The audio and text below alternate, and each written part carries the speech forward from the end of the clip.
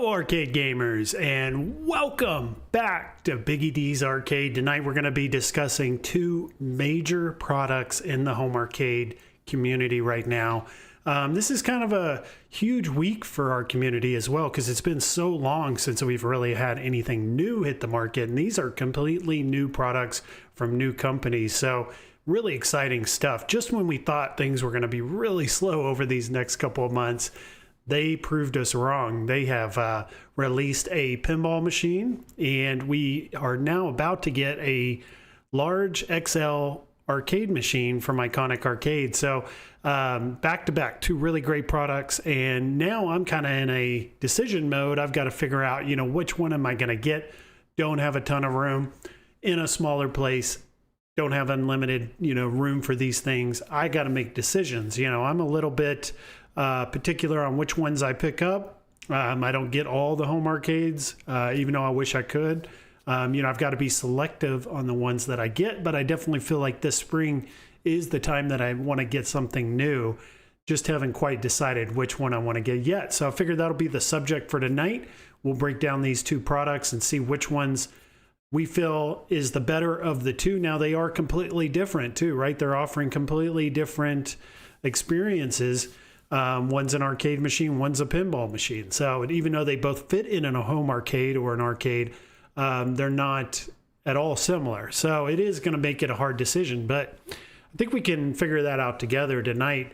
Got a couple of people in the chat so far. It looks like Amiga Cami came in first saying, nice TMNT mock-up. The last Ronin would really draw a lot of attention as a theme. And I think so as well also. If they've talked about they're going to do a TMNT theme for their next table, and they've got the license secured already. And then most recently in Bekong stream, they had discussed it being a comic book theme with a little darker tone to it. So that leads me to believe that's going to be the last Ronin. If you guys know anything about the last Ronin comic book series, it's very dark, gritty. It's about a Teenage Mutant Ninja Turtle that is the lone Ninja Turtle left. His whole family, all his brothers, Splinter, all his brothers are gone. They've been killed off by the Foot Clan. And it's just him now. And we don't know which one it is. That's kind of part of the cool part about that storyline is you don't know which turtle it is. And I think that would be a really great theme. I think it would sell really well for them. It'd be... a lot of interest, a lot of buzz behind a license like that, because this is a mini series or a comic book that has never seen the light of day in like movies, TV, video games, nothing yet. So this would be a first. And I think it would draw in not just your Ninja Turtle fans, but also the ones that are really into the last Ronin comic books. And there's a lot of people out there that are. Actually, in fact, there's been a lot of push and development for a video game for the last Ronin. And I don't know where it's at in development. I know that they've been working on it and they're trying to find, I think funding to get it, finished. I don't know when it'll release, but they are definitely working on it. So this would be a great opportunity for them to get that out in the market before that game releases and be the first to do this theme in this artwork. So also get a lot of people into the idea of it and like, what is this? And maybe go actually read the comic book after playing the table or seeing it. So that is interesting. Let's start with Wonderland, because I think Wonderland is going to be what I wanted to start with tonight, because that's the, it came out a week prior, really, before the stream this week for the Iconic. So it's available now. If like you guys wanted to go buy this pinball machine, you can go get it now, even if you didn't pre-order it. So let's look at it first. Papa Brad's Gaming is here saying, hello gamers. Good to see Papa Brad in the chat, as well as Mikey saying, what's up Biggie D?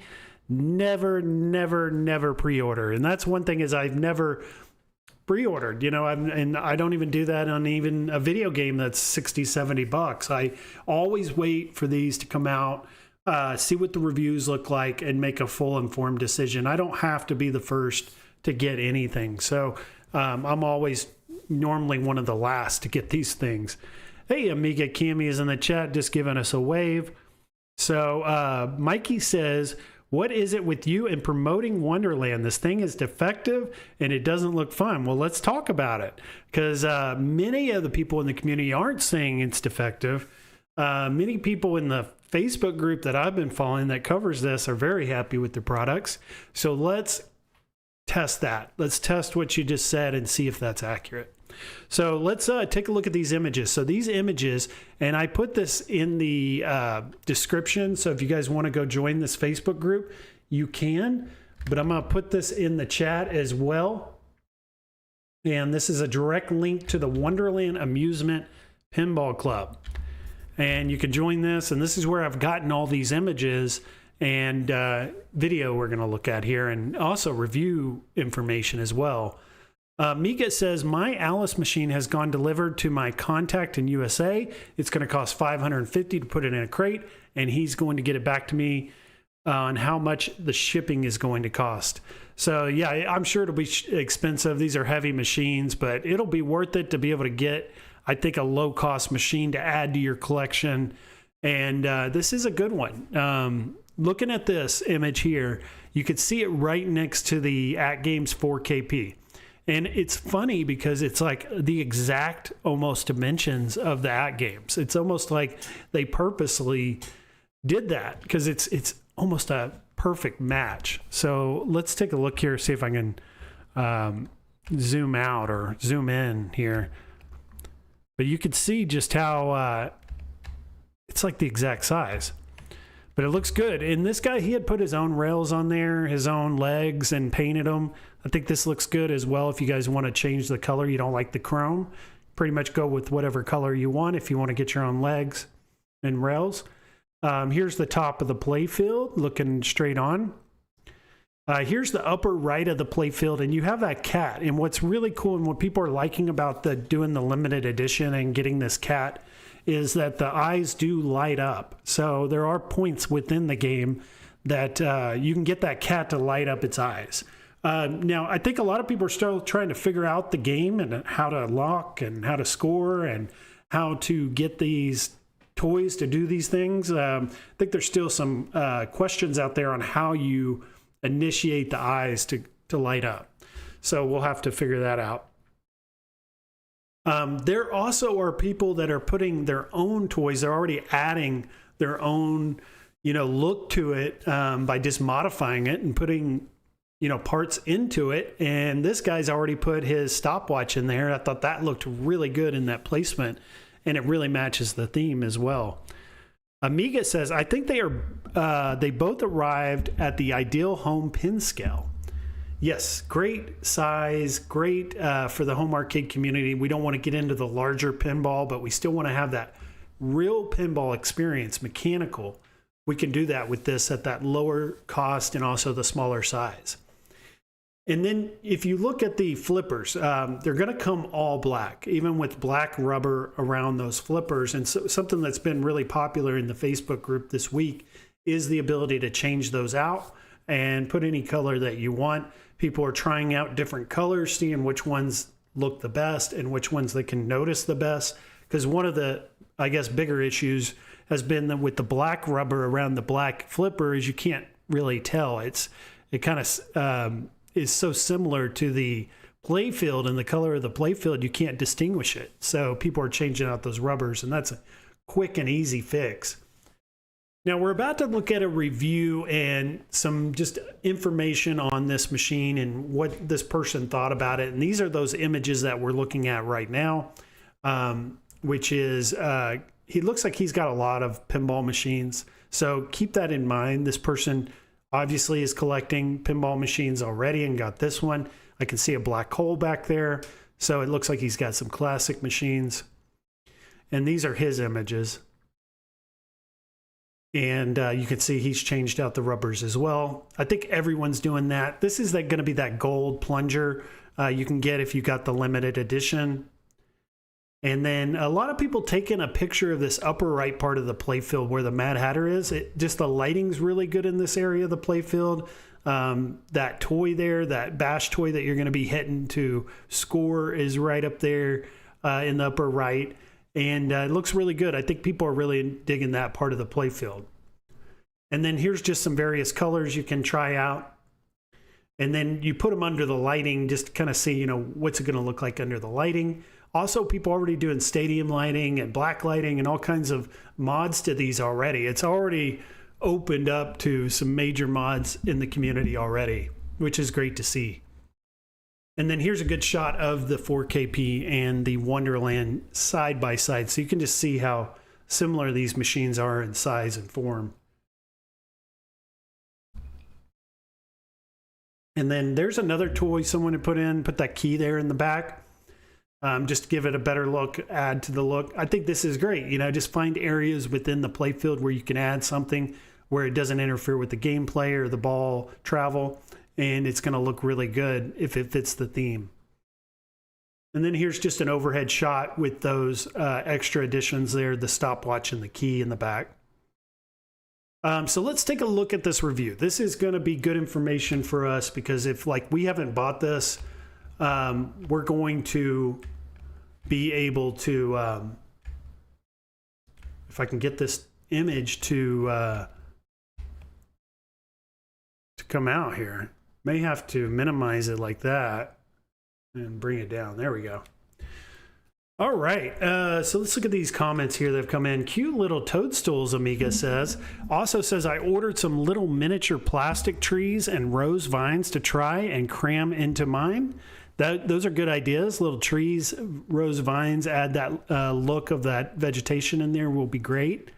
I think what's cool about everyone adding these toys to the playfield is you can, you know, get ideas from other people, see what you like the best from what other people are posting in that group and make, you know, or maybe come up with your own ideas from what you see in there.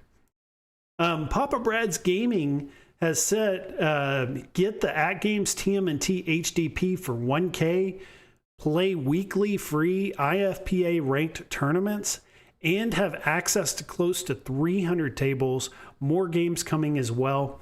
And I really appreciate the $5, Papa Brad. Really goes a long way in supporting the channel. So before I discuss his comments there, let's run a super chat video for him.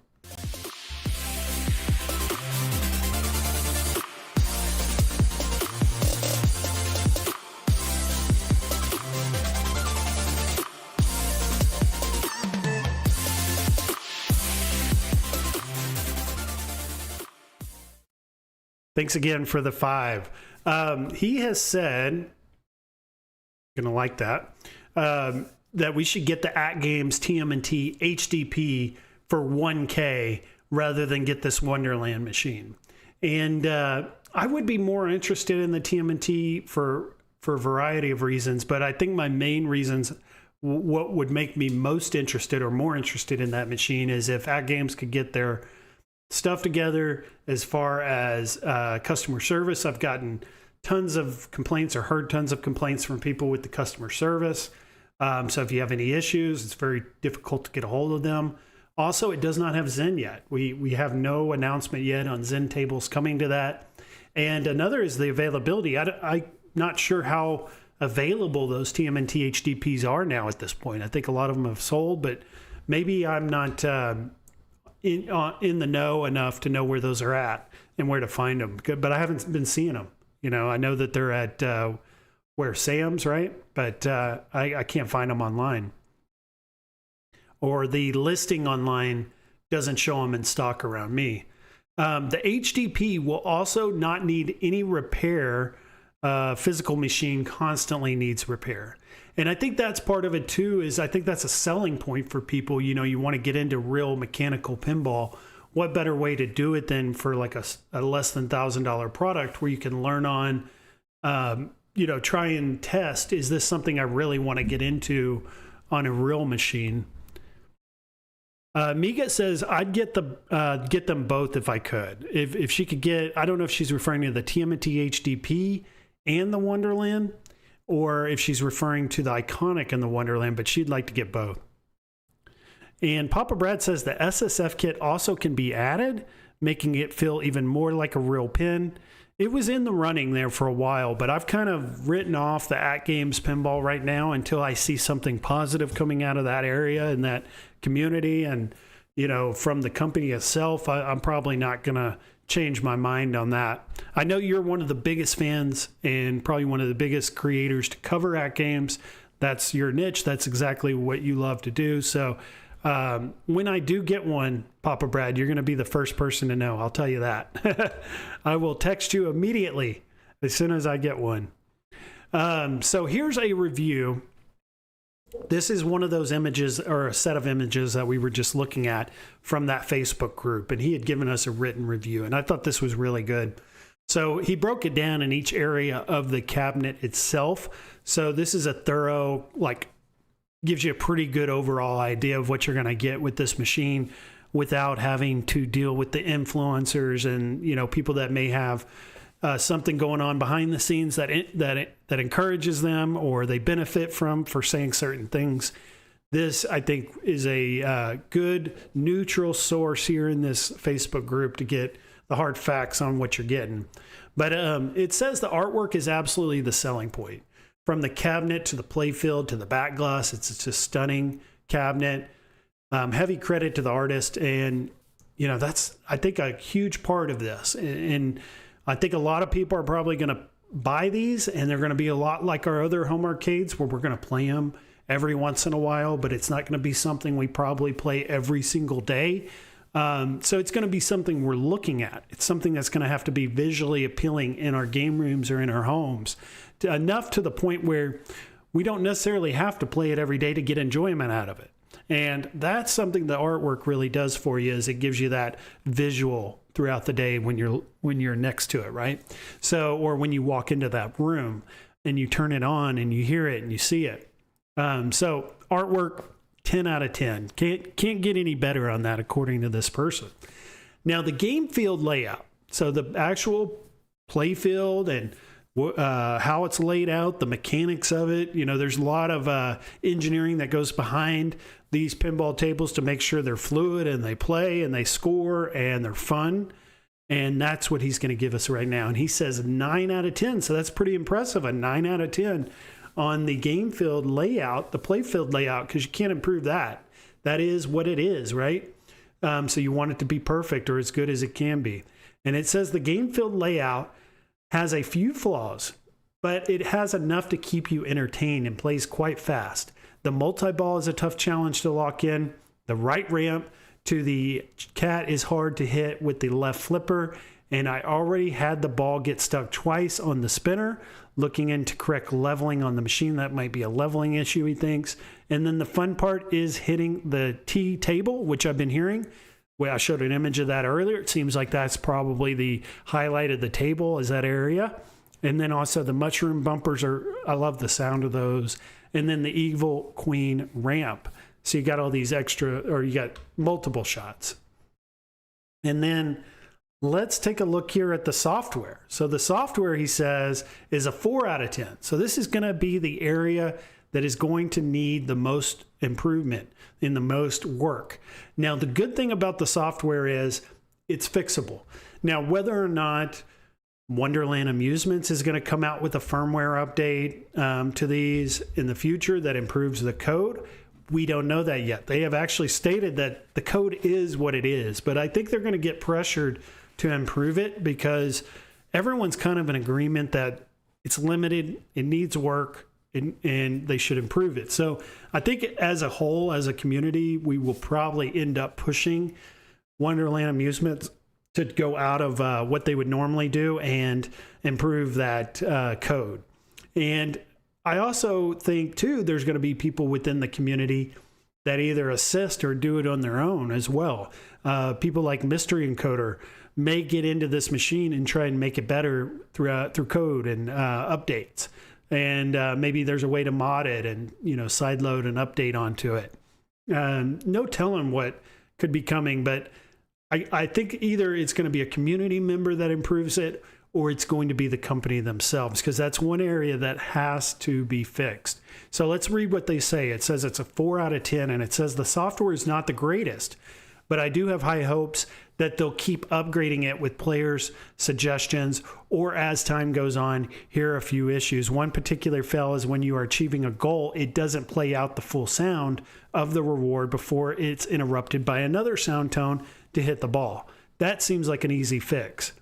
Second, there's a lot of pauses and glitches when too many sound tones are activated or the background noise completes, and there's a large moment of silence before it starts again. And I know what he's talking about there. It's just kind of a little painful because you're just sitting there waiting and it's not doing anything. And you're used to, like, you know, real pinball machines like Stern that don't have these issues.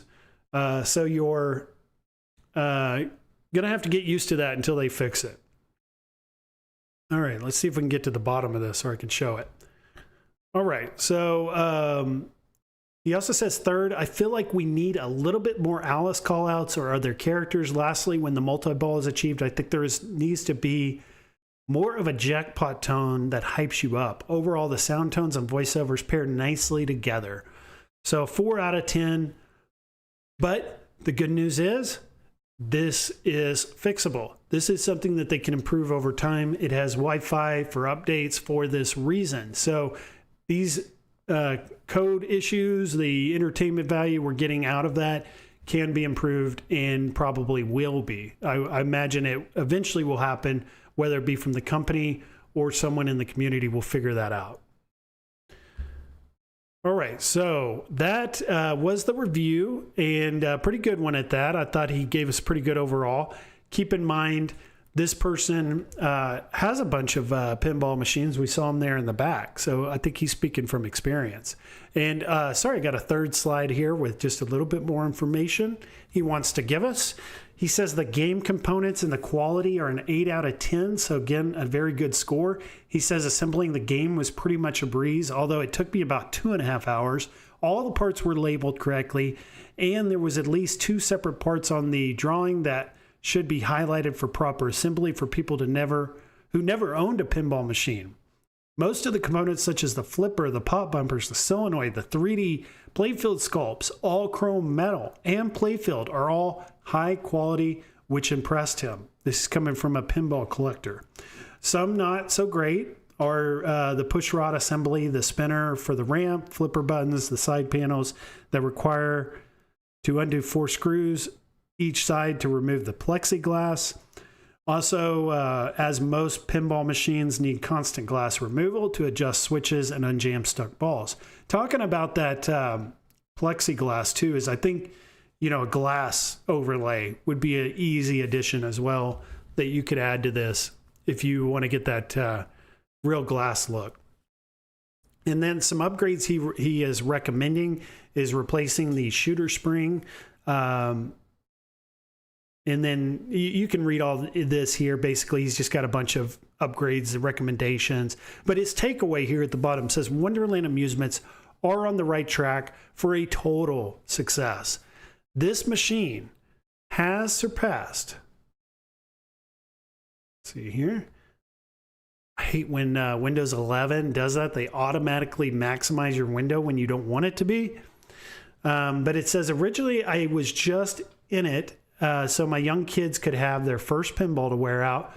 But after this full review, this could be my next chapter of pinball for me. The selling price is right, and these minis can be modified.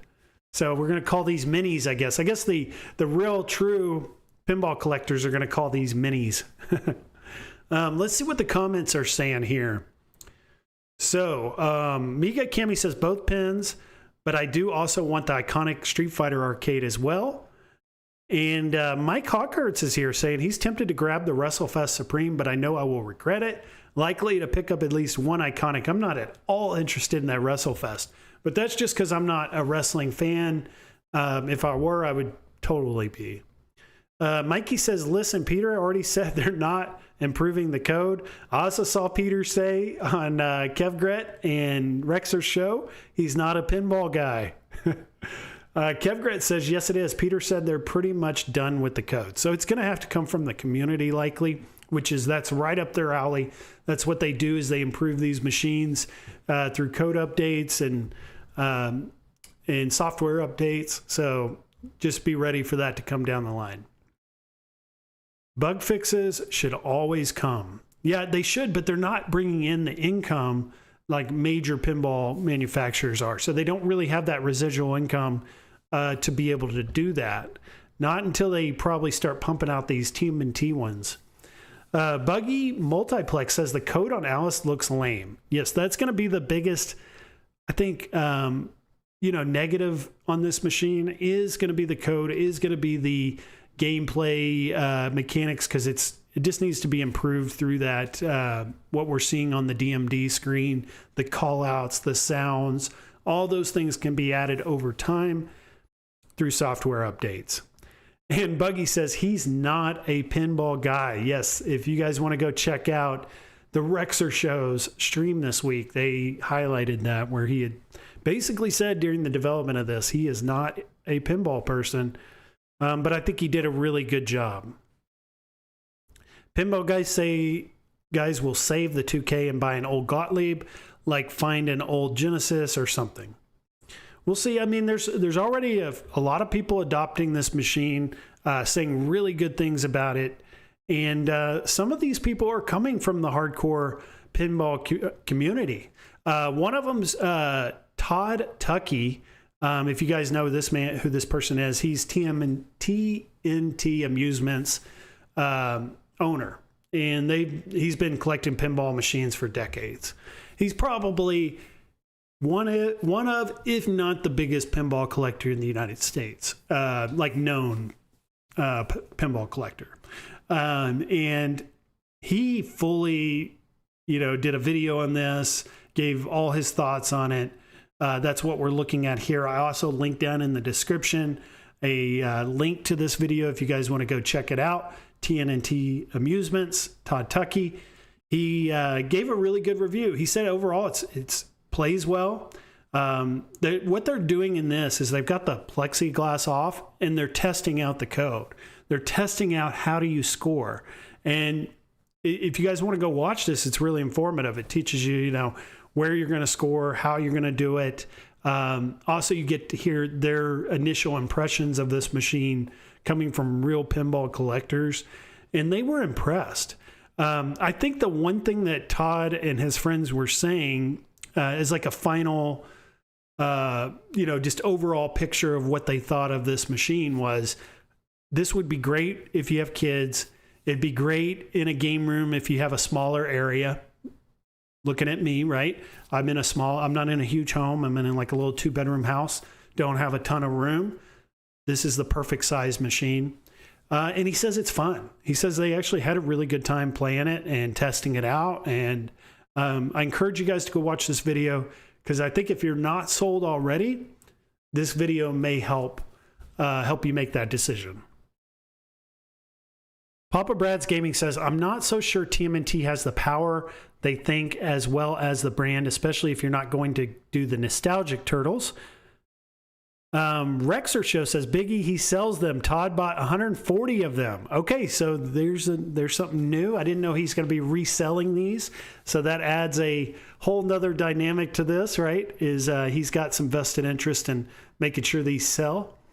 Miga Kimmy says, I own the new Star Wars, Jurassic Park, Labyrinth, Avatar machines. All amazing machines, too. I love that Labyrinth, and I love the Avatar. Those are great ones. And says, I'm super impressed with what they've achieved with the Alice and look forward to owning it, right? I think that's where we need to be looking, and how we need to kind of judge this machine is that this is a $799 to $999 machine, right? Less than $1,000. And a real pinball machine is going to start out at around $5,000, at least 5 times the amount. And that's for the home edition. So for you to be able to get a brand new pinball machine, this is a fraction of the price. And for them to have been able to achieve this, to have a fully working, functioning pinball machine that's fully mechanical, has I can't say all the bells and whistles, but has a majority of the bells and whistles that a real pinball machine would have. Maybe doesn't do it quite as well, but does it pretty well. I think that's a huge accomplishment. And I think that's something they need to get recognition for. And it'll probably be something people look back on for a very long time, right? 10, 20 years from now, people are going to come back and say, hey, those Wonderland machines, what the heck are these things? And they're going to want to know about it, because this is a very unique product. There hasn't been anything out there like this before it. The Zizzles, right? Those were very, very inexpensive, but not even close to the quality of one of these. And then you get that little plaque there that you can put on there. That's what they were putting in. I thought that was a great spot too. So let's take note. He's putting it up in the upper right there. I thought that was a great spot for it. But you can pretty much place it wherever you want. And he's a seller, not a collector. So you can look at it any way you want. I'm glad that you brought that up because that's going to help people decide, you know, should I really take this person seriously when watching this video?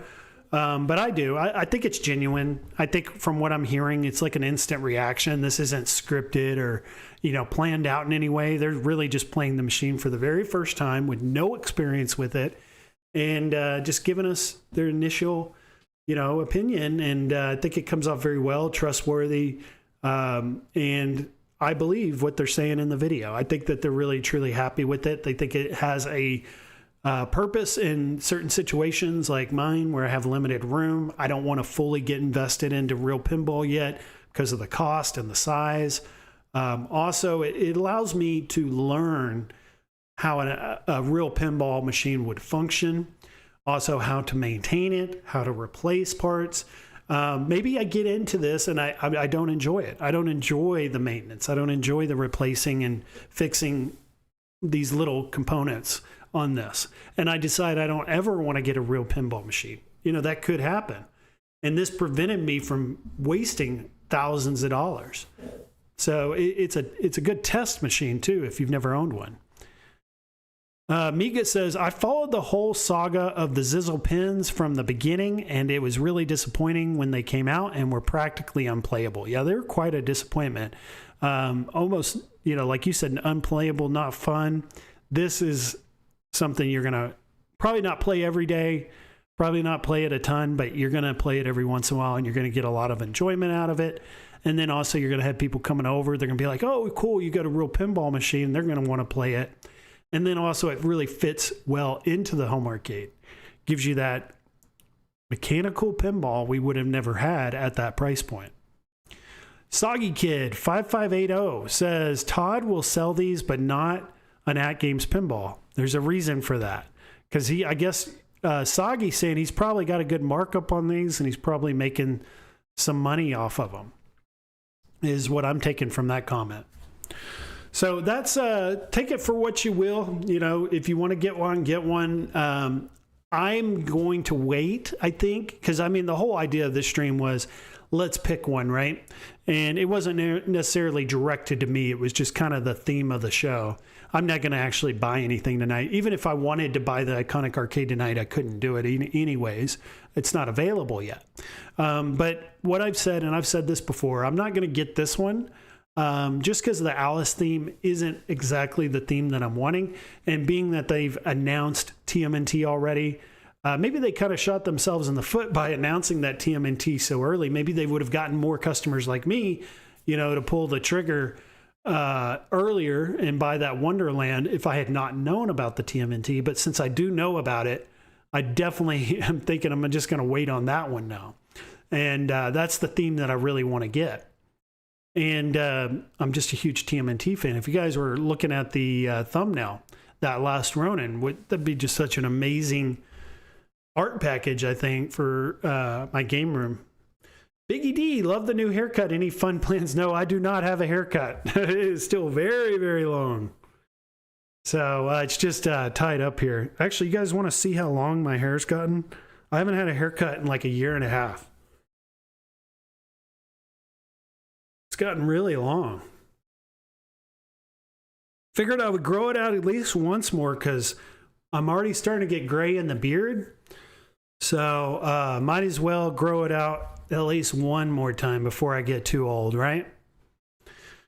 Papa Brad says, I like that you shot the Wonderland video outside. Good watch. You hippie. All right, so let's look next at the Iconic Arcade. We're going to spend the second half of the show tonight talking about the Iconic Arcade. So let's do that.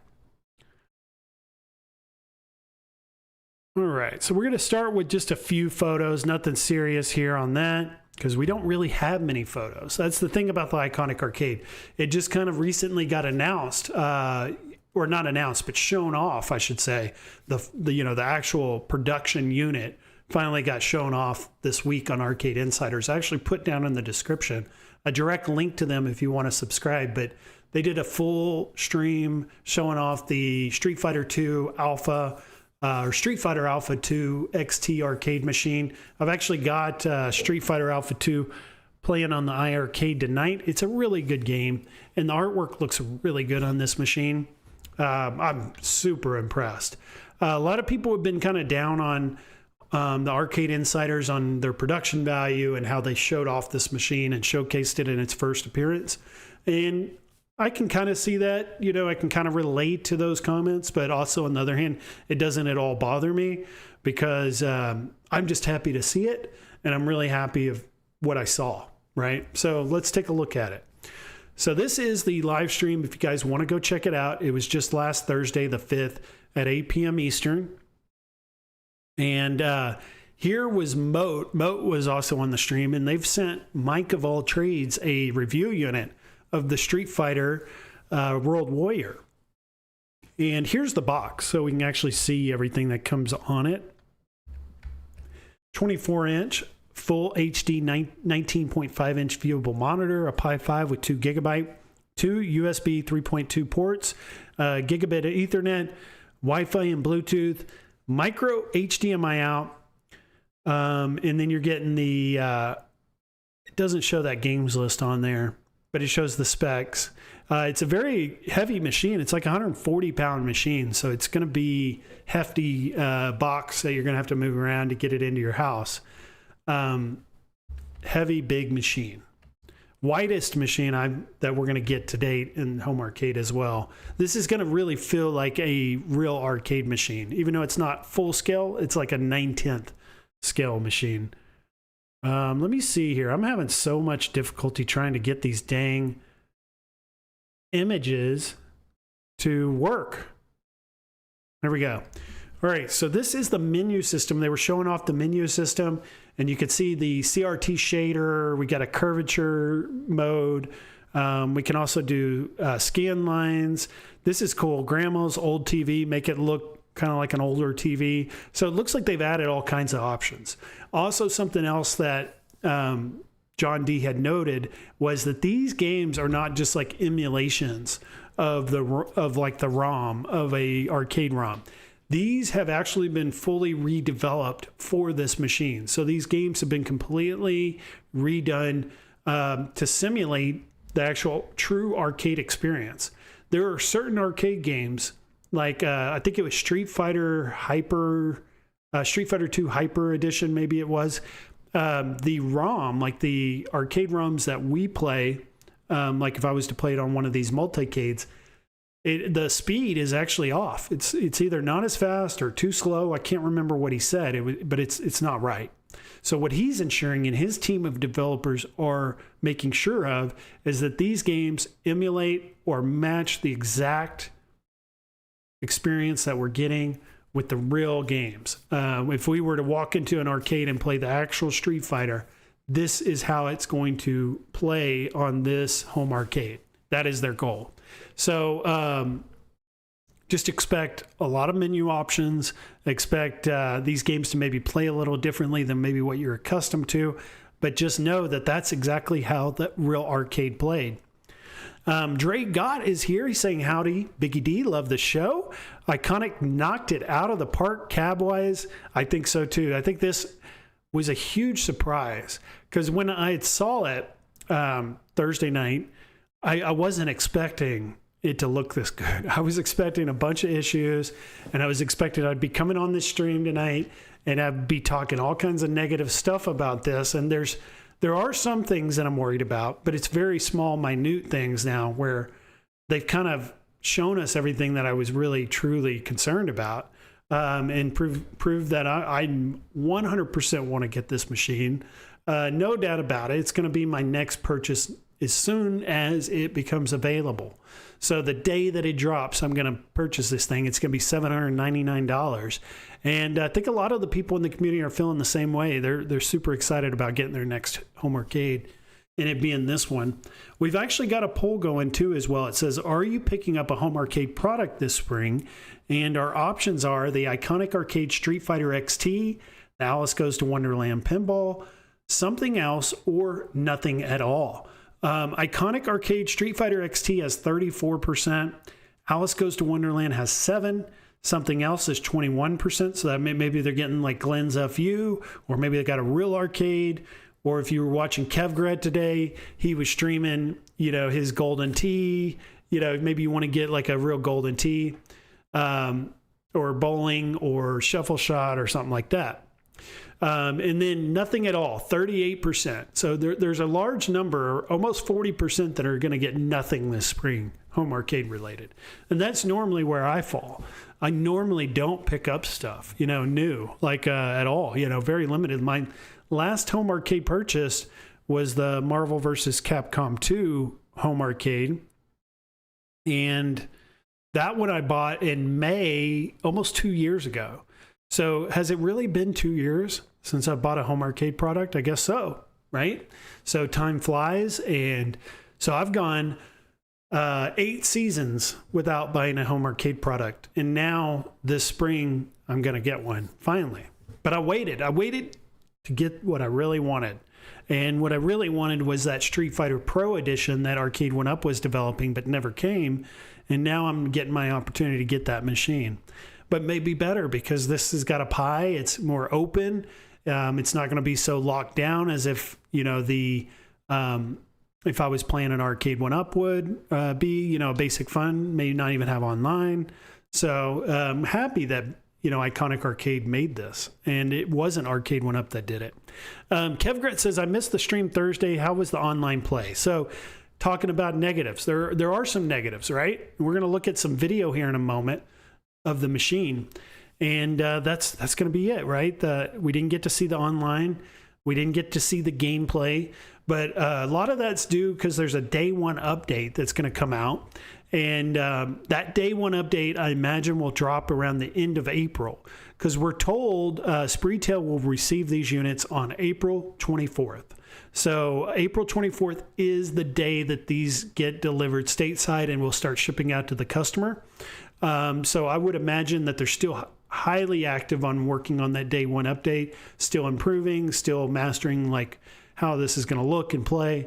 And so they've got time, right? They've got almost 6 weeks left to do that. Hollywood Polo says, Kevgret, how was your golf today? Are you still a champ? And Dre Gott says, online play is a situation. Absolutely. Rexer Show, and I haven't read this yet. I'm just bringing it up. I'm hoping that it's appropriate.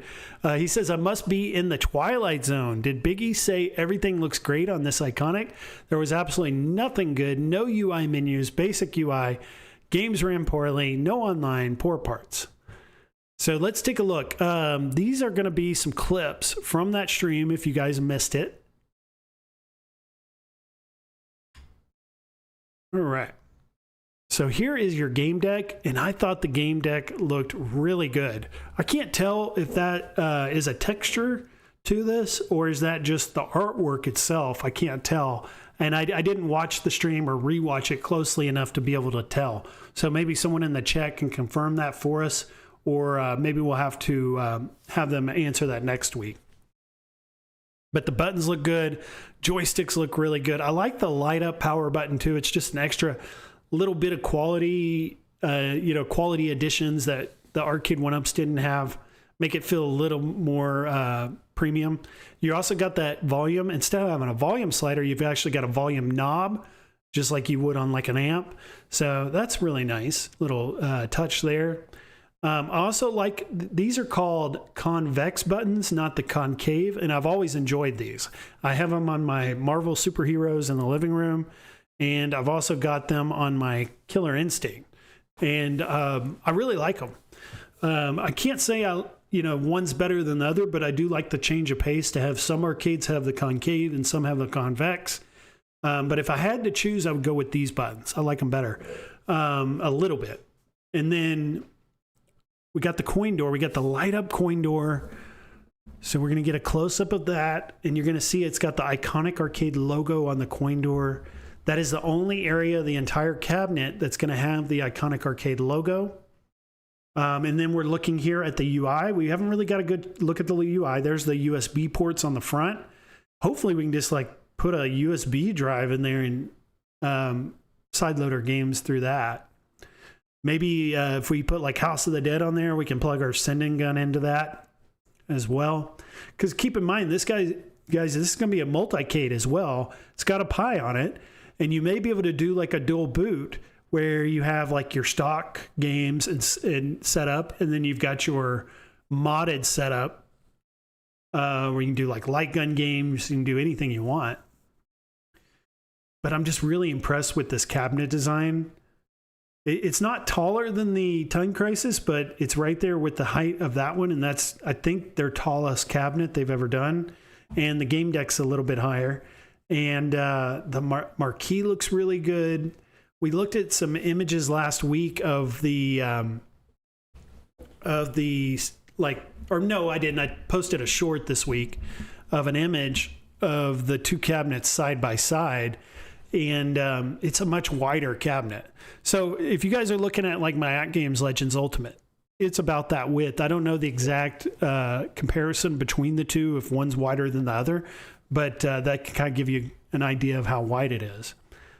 So let's look here at the next part of the stream where they were showcasing it. And here's the actual UI, if you guys were wanting to get an idea of that. So we've got Street Fighter. So it looks like we got Street Fighter Champion Edition, Hyper Fighting, Street Fighter 2 Turbo. I like that it has the Anniversary Edition because that hasn't been released on a home arcade yet. And that's actually a really good version of Street Fighter.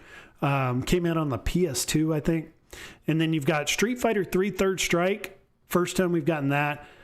Like, that's the pinnacle, right, of having on a home arcade Street Fighter, is to finally get Third Strike. We've got Alpha. We've got Alpha 2. We've also got a couple of beat-em-ups there. We've got Final Fight, Captain Commando. We've got 1944. We've got Gigawing 2, Pro Gear. It's got your network settings there. Legal, I guess that's just like your information on these games. A little iconic logo up in the left, and then your Wi-Fi logo up in the upper right for that status. And it looks like you're going to have your version in the lower right of the screen. I thought I saw there.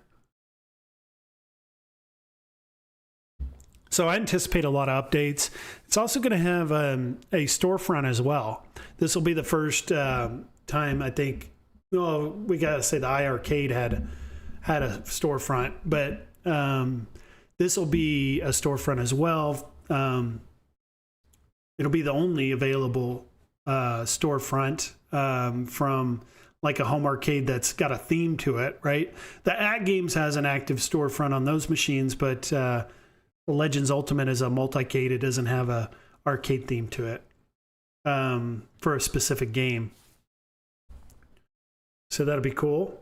And I just think it's cool, like John's getting into digital downloads and storefront. I know that's like always been a goal of his. It's always been something he's been trying to accomplish with Arcade One Up when he worked there, but was never able to get it through. On his first arcade, he's going to have that available to us. So that's cool. And I'm a huge fan of Capcom games. We still don't know, and on that,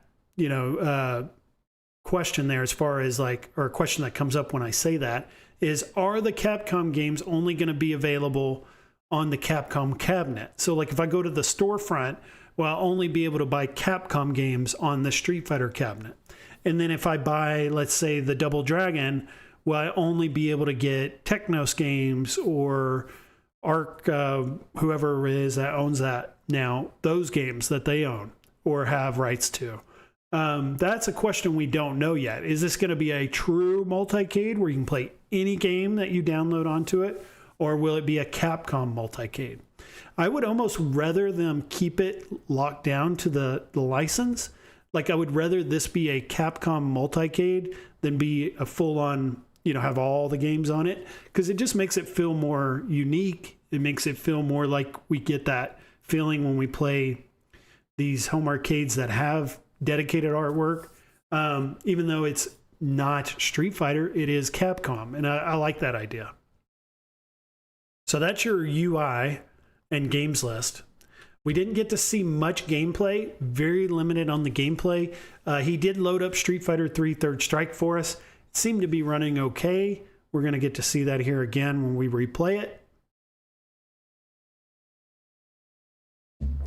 But we didn't get to see online, so he didn't join any online matches or anything like that.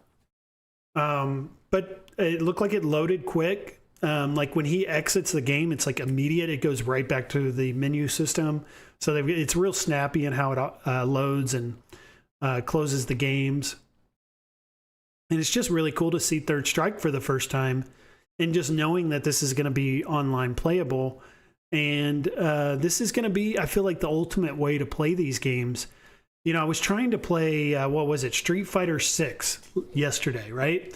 And I tried to play it on my At Games Legends Ultimate. I first hooked up my laptop to it, and then I tried to stream Street Fighter 6 from my gaming PC to my laptop through Steam, OTG to the At Games. I just couldn't get the controls to work. So then I was like, screw it. After like 30 minutes of messing with it, I was like, I'm going to go get my gaming desktop out of my living room, bring it in here, plug it directly into the Legends Ultimate, because I just want to play some Street Fighter 6 on an arcade. And then I couldn't get the controls to work OTG then either. And my X Arcade's still in the box. I still haven't even put that together yet. And that thing works flawlessly for that. So I was getting frustrated, and I just kind of gave up. And I just sat at this desk, and I grabbed my controller, and I just played Street Fighter 6 at my desk with the controller. And I had a little bit of fun, but I wasted all that time trying to set up the Street Fighter on the arcade to play it that way. And I think that's the true value we get behind these, are they're plug and play. We turn it on and it just works, right? We don't have to mess with a bunch of cords or, you know, different components, or, you know, a computer or a extra Pi we got to plug into it or anything like that. It's all on the system. It's all been programmed and it's ready to go, right? And we just turn it on, we switch it to online, we jump into a game real quick, and it's competitive, and we have the full Street Fighter collection to choose from. I mean, you can't get any better than that. So I'm pumped. If you guys can't hear that in what I'm telling you tonight, just know I am. So let's look here. This is another part of that stream as well. This was actually a request of mine. I said, hey, will you open up this machine? I want to see the inside of it. And they instantly were like, why not? He turned the thing around, slid it around. He actually did this while it was still running. I would not have slid this around while it was still plugged in and running. I would have turned it off. I would have unplugged it, because I'm just that way. You know, I'm always very careful when moving these things.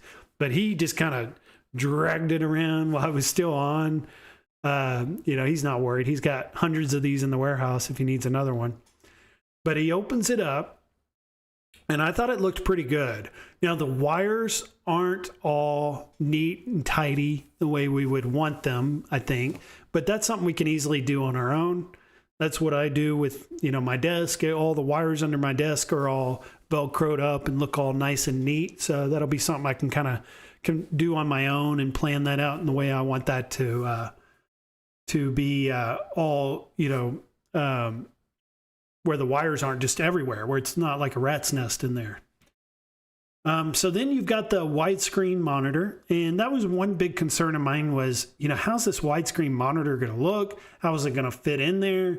And I was really impressed with the border, the backing. It looks really solid and secure in there. I don't think it's going to move around at all. They've also assured us 100% that there is no light bleed anymore. So do not worry about, you know, any light bleeding through the bezel, because they've taken care of that. And it looks really solid, really secure in there. So even though I was initially concerned about it being a widescreen and we're only getting 19-inch viewable out of that 24-inch monitor, all those concerns I had are washed away by just seeing how well they've done this and how well they put this thing together. So they've addressed my concerns by showing it off and just seeing how bolted in and secure it is. And you can see, like, they custom made this mount in there to hold it. And I think it looks really good. I also like how the monitor is still in its casing. It's like a full-on monitor, right? So if it ever goes out, or maybe let's say we want to at some point upgrade this monitor to a more hertz or a faster, frames per second, or maybe they come out with new technology in the future we just have to have in our monitor, we'll easily be able to swap it out. It's just a plug and play monitor, essentially. We also get a good look at the like plugs where we're going to be plugging all these cords into. And we get a look at the Pi itself, which is a Pi 5 2 gigabyte. We're also looking at all the parts and how this thing is going to all come together. And it's very similar to the Arcade 1-Up where they number all the wood parts. It looks like all the screws and how we put those together. It's going to be almost identical to the experience we have with our Arcade 1-Ups putting this thing together. They do say be careful though, because like if you don't put it together exactly how the instructions say, it will be a little wobbly. But there are like 4 screws around the kick plate that you have to put in. And if you forget those screws, it won't be as stable and it'll kind of rock around. But as soon as you put those 4 screws in, and we can see them right now, we just saw them. So let's see if we can get back to that. But he said as soon as you put in those 4 screws, it all of a sudden becomes like a very solid arcade cabinet. Like it doesn't move. And those are, we can see it right there. Though there's 4 screws right here in this area on this kick plate that have to go in. And so you'll want to make sure that you're using every screw that comes in that box. And then you've got this huge empty area, just like we have with all our other Arcade 1-Ups in the bottom there. So that's what it's looking like on the inside. And I thought they did a good job with it.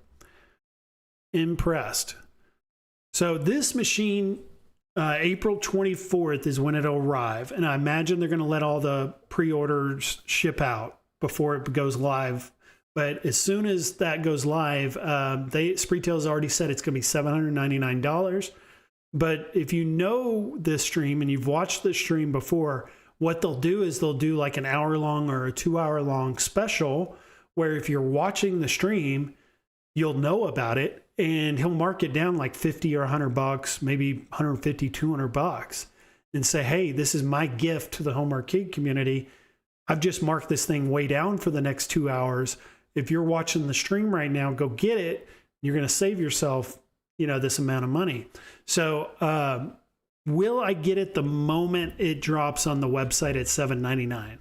Knowing that Spreetail is probably going to do a special, at some point, probably during their stream that following week or that same week, I'll probably wait till the Thursday stream to get it because I can probably save myself $50 to $100 at least by doing it that way. Let's take a look at some of the comments because we just took a look at a lot of video. I've been seeing a lot of comments coming in.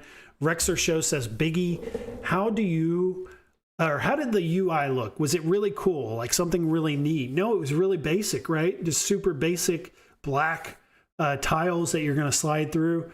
And I'm totally okay with that. That's exactly how I set my modded Arcade 1-Up Marvel Superheroes.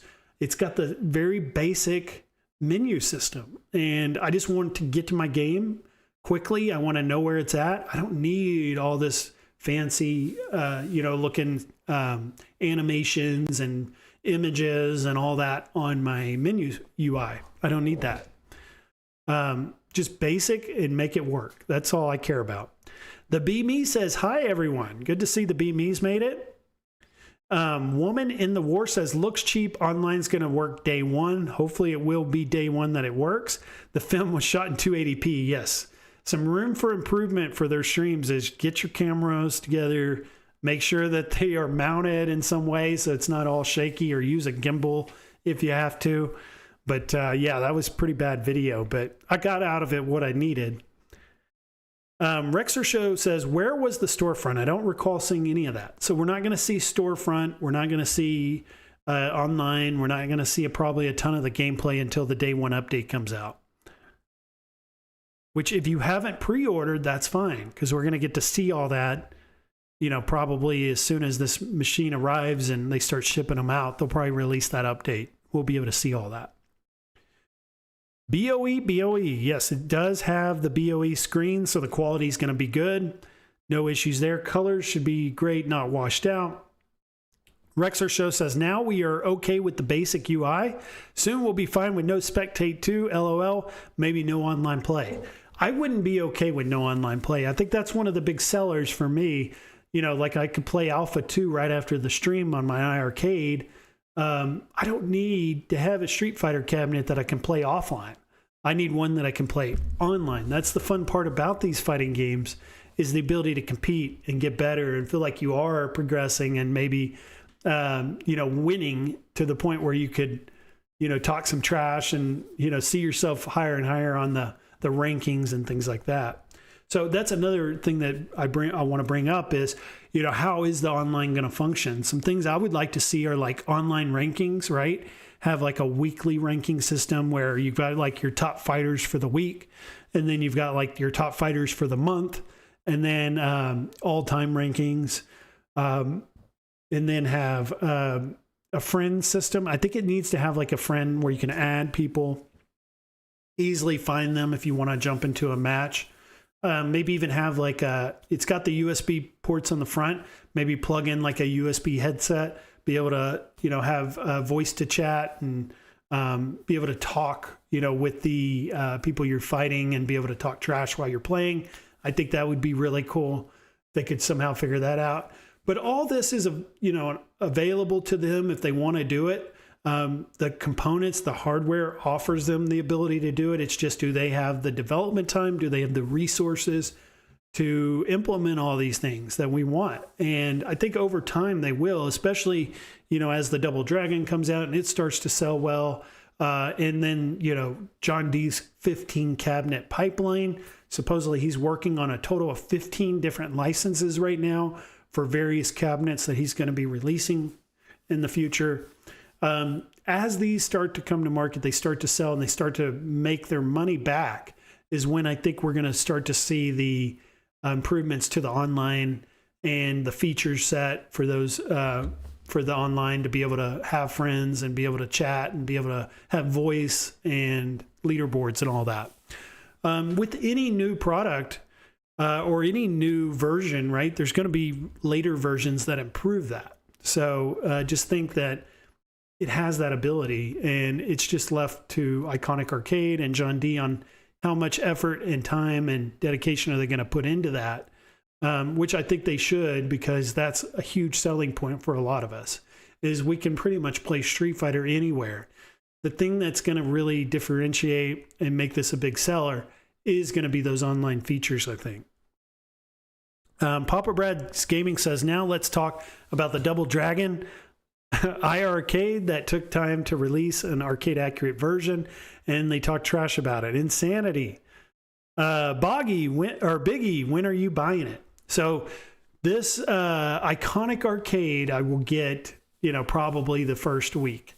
I'm definitely going to wait on Spreetel to run that home arcade community special that they mentioned, but I am going to get one.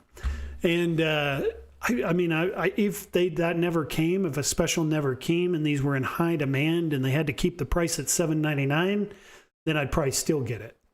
But it says here, are you picking up a home arcade product this spring? We've got 38 votes, and 26% right now is for the Iconic Arcade Street Fighter XT. 8% is the Alice Goes to Wonderland. So between the two, definitely a lot more interest in the Street Fighter. Why is that? Why is there so much more interest in the Iconic Arcade Street Fighter than there is the Alice Goes to Wonderland? And I think that's for a variety of reasons, right? It always comes down to cost. One's $7.99, one's $9.99. We're always going to probably lean towards the less expensive if you are, financially cautious of, how much you want to spend on one of these. $200 may be a lot that you can save, and you don't want to necessarily spend that extra $200.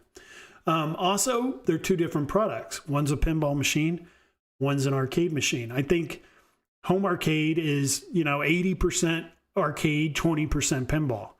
It's kind of how I would gauge it based on from an outside perspective, looking at the community. I think it does play a large part in what we enjoy, but it is still, like a 1/5 probably of the market, I would say. Also, there's a lot of concerns with Wonderland. There's a lot more going on, right, as far as the mechanics and the all the things that make the machine run and work right and operate the way it should. There's just so many variables and things that you have to maintain and fix. And a lot of people probably don't want to get into all that. They just want to plug it in, turn it on, and it'd be that way every time they turn it on. They don't want to have to deal with the maintenance aspect. So I think that plays into it as well. But still, we've got 26% for the Iconic Arcade. They're going to be getting that this spring. And then we've got 8% saying they're going to get the Alice Goes to Wonderland or already have. Now, the other two options were something else. There's 21% of the audience that says they are going to get something else. They're not interested in these products. They've got their eye on something else. What is that? Is that Glenn's FU? Is that a future basic fun arcade like Sonic the Hedgehog? Or is that some custom arcade that they're going to get? Or is that like a real pinball machine that they're going to get? We don't know, because we can't narrow it down that much in a community poll like this, but just kind of throw some things out there that people might be interested in outside of these two products. Also, nothing at all. So I was very surprised at how many votes we have for nothing at all, but nearly half the vote tonight has said that they're not getting anything. And I was very surprised by that, because that's kind of what I've been doing for the last 2 years, is I haven't been buying anything. And I think maybe a lot of people have, and there's probably a lot in the community that have bought a lot of things over these last 2 years and got a little burnt, or maybe they had buyer's remorse, or maybe they're not playing it as much as they thought they were going to, or they're considering selling it. And that now is the time that they're going to kind of be more reserved, especially with new products that they've never had experience with before. So that's where it's at right now. We've got 38 votes. I don't think we're going to be streaming much more tonight. So if you guys are watching tonight, definitely vote so we can get that full picture of where everyone's at. And I'll make sure to put that on the website as well. But let's just take a look here at a few more things to kind of wrap up the stream tonight. And first thing I was going to do is I'll go to my community post, because there were a couple of posts I made that I wanted to share. So the first one is going to be this Super Mario Brothers movie, which is like a must-see movie. I'd never hardly go to the theater, especially when it's not, big blockbuster summer movies. But this comes out April 1st, which is like a must-see, the Super Mario Galaxy movie. Love the Super Mario Galaxy games. Even got the Galaxy 2 for the Wii. Really fun game. Yoshi's always been one of my favorite characters as well in the Mario universe, and we're going to get introduced to him in this movie. Also, the popcorn bucket looks really cool too. I never get these popcorn buckets, but this may be one I got to get. And I may not even put popcorn in it. I may just put it on the shelf and have it as a visual. But I think this is something worth picking up. Dragot says, congratulations, Biggie. The Rexer shows, I just saw Capcom Fighting Collections on the Switch for $20 at Target. I would like to get that Fighting Collection too. I still have not picked that up yet. Papa Brad's Gaming says, nothing at all is a good answer with the way the cost of living is going up. Where is Arcade 1-Up Official? Not in here like the Mike B and 19K Fox. Now keep in mind that Arcade 1-Up Official is not Arcade 1-Up, okay? That is not the company. That is some social media person that's like managing their social media accounts for them. That's not the actual company. So when you see them in the chat, just know that's the Facebook group and the YouTube channel and the social media aspect, which I think they've outsourced. I don't think that's the actual company themselves. So here is another post I'd made. It was the Mafia 3 Definitive Edition. So I've got a membership. It's the Amazon Luna Gaming. I've got just the Amazon Prime membership. Well, the Amazon Prime membership comes with Amazon Gaming. which gives you free games every month. You get a list of free games. And I picked up this Mafia 1, 2, and 3 for free. And I just like, what was it, yesterday or the day before? I was like, I'm going to install this because I just got like a new 2 terabyte hard drive. And I was like, I'm going to just start installing all my PC games on this, so I have them if I want to play them. And I loaded up Mafia 3. I was blown away at how cool this game is. It's just like playing like Grand Theft Auto, but it's a little different. And I've actually really enjoyed it. I love the music. I love the gameplay, the vehicles. You got boats, cars, all kinds of stuff that you can drive. The combat's really good, like the shooting and all that. The weapons are really fun, and the storyline, the voice acting. I just can't say enough about this game. It's actually a ton of fun, especially for free, right? When you get something for free, it's like your expectations aren't set very high, and I was just like blown away by this game. So go check it out. Let me see too if I can bring up the Amazon Luna Gaming so you guys can check this out. Prime Gaming. So here it is. If you guys have an Amazon Prime membership, and I know a lot of y'all do out there, you've got to take advantage of this. If you play video games, at least go in there and claim these games, because if you don't claim them, you don't have them, right? So you go here, and Luna is half and half. Half of it is going to be over Wi-Fi or over your internet, cloud gaming. And if you have internet like I have now, fiber internet, the cloud gaming works great. It's like I could jump into Alan Wake 2 right now and feel like I'm playing it on my PC or on my console. But if you have internet like I did at my last apartment, where it was a little bit inconsistent, you can't really play these unless you're on like a wired connection. And even then it's hit or miss whether or not the quality is going to be that great. So if you're not into cloud gaming, go to the Claim Games. Do this regardless. And claim these games. These are free. All you got to do is click the Claim Game button, and it goes right into your library. And they have GOG, Windows, Epic Games. They don't have Steam yet, but they've got all the other major, applications that you can buy these from and play them, right? And they're fun. Some games are better than others, but they do have some AAA games in there that I've been playing. So go check that out. And then I'm trying to think, is there anything else I'm missing? We're about an hour and 15 minutes right now. Normally I like to go at least an hour and a half. I'm just trying to think, is there anything else that I want to show y'all? This was kind of cool. This was posted by Bobby Vu. If you guys want to go check him out on Facebook. He had posted this, and it's a graphic that just shows the timeline of Street Fighter from the day it started till Third Strike. And it's kind of funny how the timeline works. Like Street Fighter 4, Street Fighter 5 actually came before Third Strike. So in the actual timeline of Street Fighter, Third Strike is the actually towards the end of the actual timeline. So the games themselves, like the number of the game, doesn't match up with the timeline of the storyline in these games. So Third Strike is actually the latest in that timeline. And I'd never known that until I checked this out. But if you join the Iconic Arcade Facebook group, or you join the Arcade Insiders, there's a lot of people in there posting cool stuff about these new cabinets that you can keep up on. Papa Brad's Gaming says, where is the love, Biggie D? ?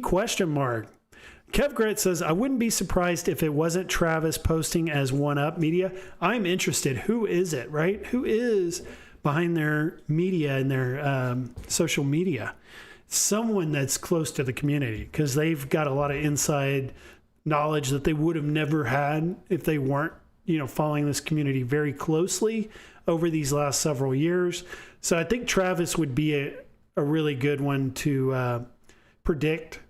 I'm sure it could easily be Travis behind that keyboard. But, and I mean, if you don't see Arcade 1-Up Official coming into like this stream, or coming into Rexer's stream, or coming into some of these other major streams, then you definitely can kind of narrow that down to someone like Travis, right? Who's always kind of picked his friends and groups and been that way.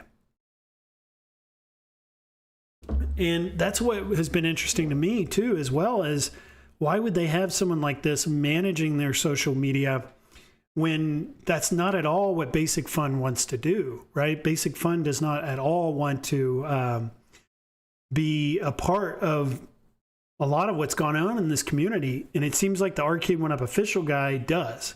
So that leads me to believe it's been outsourced. Also on that thought too, there was like a distancing for review units from Basic Fun and our community just because of, you know, a lot of the drama and things that were coming out of it. They just didn't want to associate themselves with early on. And so there was a review unit sent out to the community.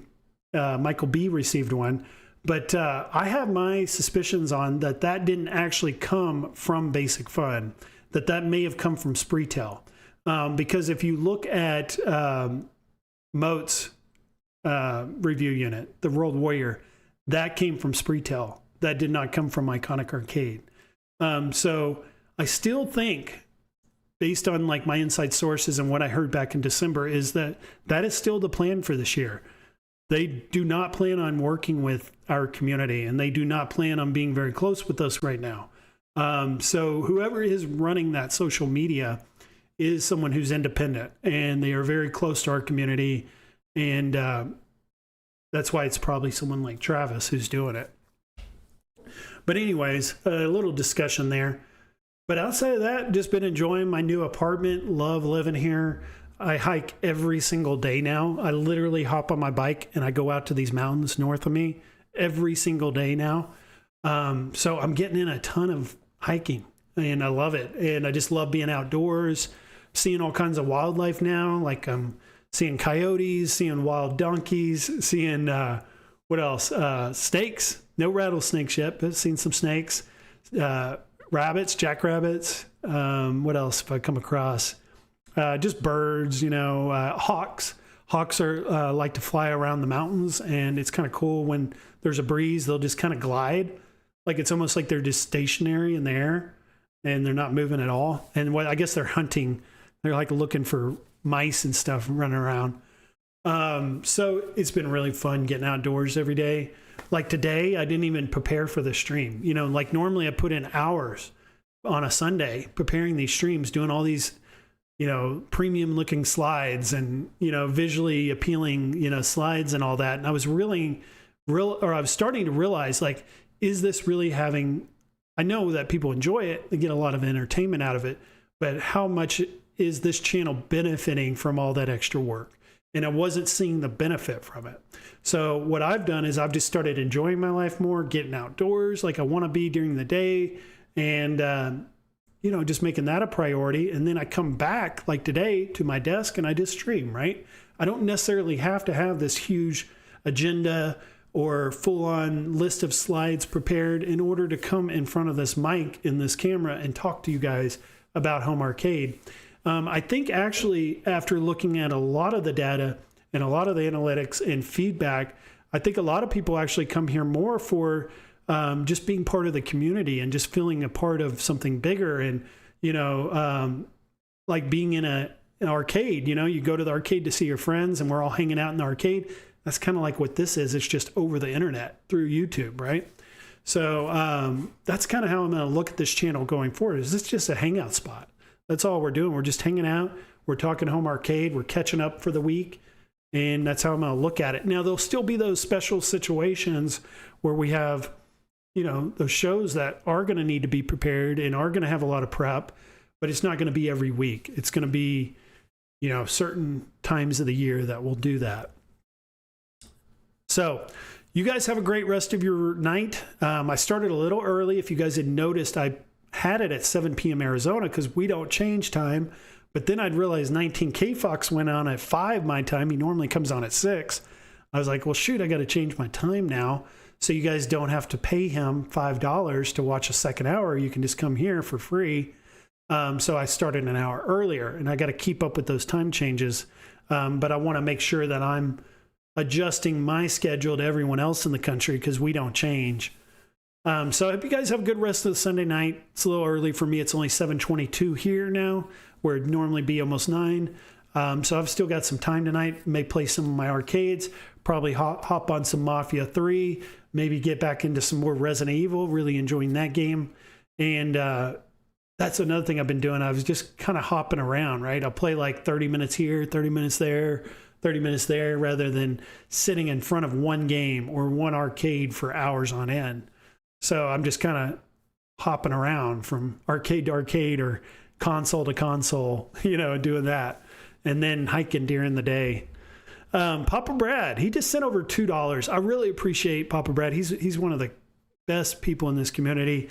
Has some of the best content if you're like into act games or pinball, or just arcade tours, things like that too. He's really good at that stuff.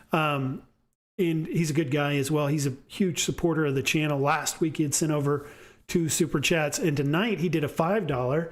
And then towards the end here, $2. He says, "Stay legit, Biggie D. Thanks for streaming, and appreciate the support. Go check out Papa Brad's Gaming, and we'll be keeping up with this." Something else I'm doing is I'm doing shorts throughout the week. So whenever we get some major news, I'll just hop in and make a short, give my opinion real quick. It seems like those are doing pretty well. Like they draw a lot of attention. They get a lot of comments. They get a lot of likes, a lot of engagement. And so I'm going to keep doing that during the week and just keep doing what I'm doing. I'm happy. I'm healthy. Hope you guys are too. And have a great week. And I'll see everyone in the next one.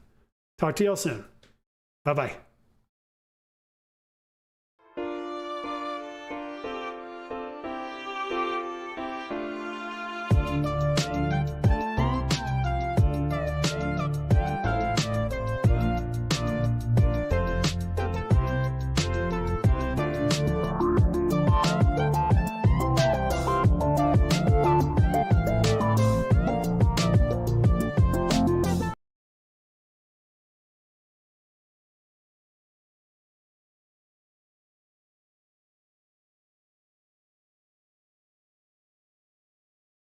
All right, guys, I had to come back because we just got a $1.99 super chat from Dragot, $49.75. I really appreciate that. Thank you, my man. $1.99. Just with some emojis. Salute. We got a hang 10 and we got a hook 'em horns. So you guys have a great weekend. Also, I just ended the poll as well. I haven't seen the poll data come through on my end yet, but I should be able to grab that as soon as I end the stream here, and I will put that into a community post. I'll also add it to the description at the bottom of the At Home Arcades page for this live stream. So if you guys are interested in going back to look at that data, let me see here if I can pull it up though, because I don't have it on mine, but I may have it like on the active stream if I go to it. So let me see if I can find my active stream right now. And we can see what that poll looked like. All right, here it is. So we had 43 votes. Get this onto another screen. We had 43 votes, 44% for nothing at all, 26% for the iconic arcade Street Fighter XT, 21% for something else, 9% for Alice Goes to Wonderland. So Alice Goes to Wonderland actually had the lowest amount of votes. Nothing at all had the most. And then 26% for Street Fighter, 9% for Wonderland.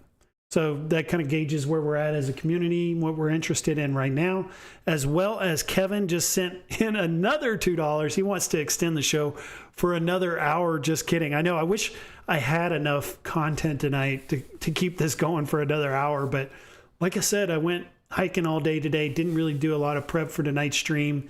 And don't want to just be blabbering, random, stuff that doesn't really follow what we normally follow. So we'll just keep it home arcade tonight like we normally do and cut it off here at about an hour and a half. But yeah, I'll put the poll on the website. I'll also make a community post about it as well. Thank you guys for the 43 votes. Also really appreciate you guys super chatting tonight. This channel's never been one of the biggest channels to receive super chats, that's for sure. Never understood why that was.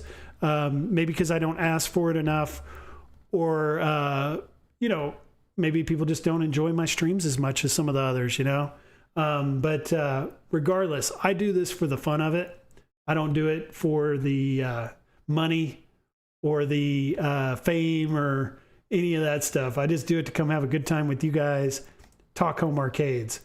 But I'm going to go grab this poll data here, get it onto the website. I'll see everyone soon. Talk to y'all later. Bye-bye. Thank you guys again for the super chats. Talk to y'all later. Bye.